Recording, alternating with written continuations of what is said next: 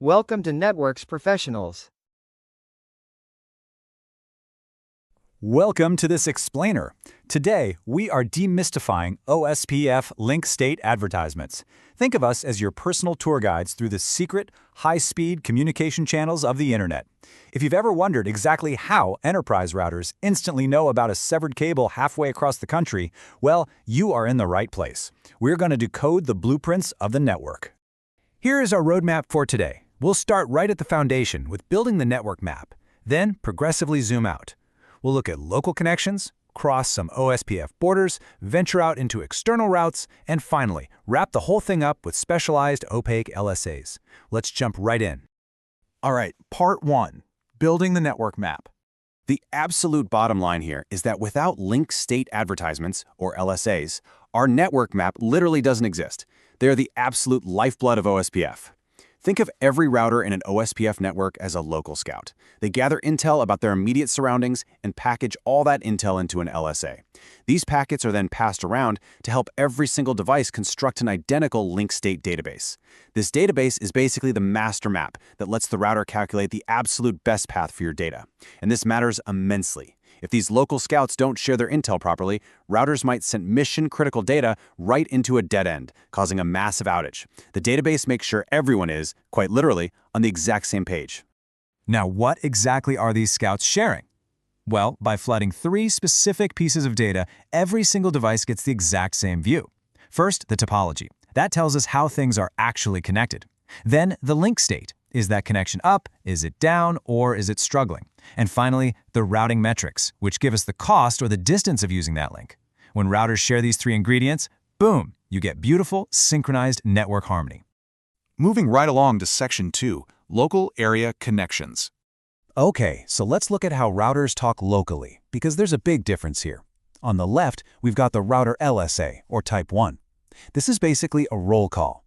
Every single OSPF router generates a Type 1 to announce itself, its active interfaces, and what it's directly connected to. On the right, we have the network LSA, or Type 2. Now, Type 2 is exclusively generated by what we call the designated router. Picture 50 routers in a large office building, all on the same segment. If they all shouted their updates at once, it would completely overwhelm their CPUs and cause a massive broadcast storm. To solve this, they elect a designated router to act as the official spokesperson, and that specific router generates the Type 2 LSA to efficiently list everybody attached to the segment. It's a lifesaver. Now, I literally cannot emphasize this next point enough. Both Type 1 and Type 2 LSAs stop completely at the local border. OSPF uses areas to keep routing tables manageable, kind of like dividing a country into towns. These Type 1 and 2 LSAs, they're local town gossip. They are strictly flooded within the boundaries of a single area, and they absolutely never cross the town line. In network terms, that town line is the Area Border Router, or ABR. So, what happens when we do need to cross that line? That brings us to Section 3, Crossing OSPF Borders. Enter the Area Border Routers. These are your border checkpoints, and they generate 2 very specific types of LSAs to keep things efficient. The first is the Summary LSA, or Type 3. When the ABR looks at all that messy local Type 1 and 2 gossip, it summarizes the network addresses and passes just the summaries into the next area as a Type 3. By hiding the nitty-gritty local details, routers save massive amounts of memory, keeping the global maps super clean. Then we have the ASBR Summary LSA, or Type 4. This one is purely navigational. It gives all the routers inside the network specific directions to the international port, the Autonomous System Boundary Router, so they know exactly where to go when they need to leave the OSPF domain entirely. Which perfectly tees up Section 4, External Routes and NSAs. All right, so say we're connected to the outside world, maybe a partner network running a totally different protocol like EIGRP or BGP. We use an Autonomous System Boundary Router, and that router generates an AS External LSA, known as Type 5. Once an external route is imported, this Type 5 LSA floods everywhere. It's essentially a global broadcast shouting to the whole OSPF domain, hey, if you want to reach the outside world, come to me. But because this goes everywhere, admins have to be incredibly careful. One tiny configuration typo could accidentally import the entire public internet routing table into the OSPF domain, which would instantly crush their enterprise routers. No pressure, right? So how do we limit those massive Type 5 global broadcasts? We use a brilliant workaround called a not-so-stubby area, or NSSA. It's basically a clever network loophole. Imagine a small branch office with cheaper routers that just can't handle the whole internet table. Step 1. An ASBR sitting inside this NSSA generates a Type 7 LSA instead of a Type 5. Step 2. This Type 7 advertises the external routes locally, but it blocks standard Type 5s from flooding in. It keeps the local area secure and lightweight so those smaller routers don't melt down. Step 3. When that Type 7 hits the border checkpoint, the ABR translates it right back into a Type 5 to seamlessly flood the rest of the network. We literally use a Type 7 to smuggle routes through a restricted area, then flip it to a Type 5 at the border. Just genius network engineering.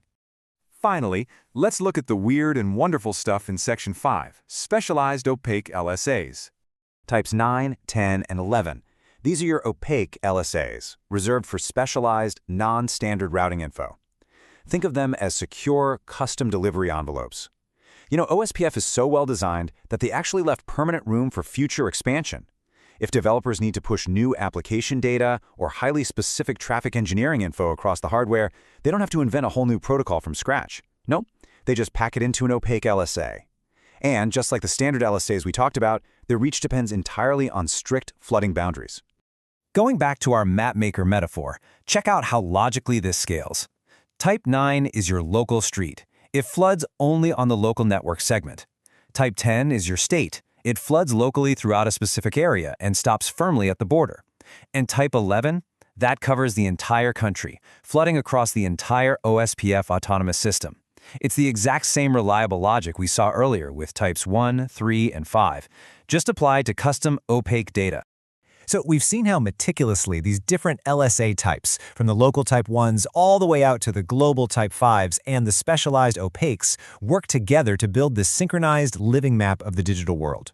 The true elegance here is the strict boundaries. They isolate problems, so a storm in one town doesn't take down the entire country. But it does leave us with a pretty provocative question.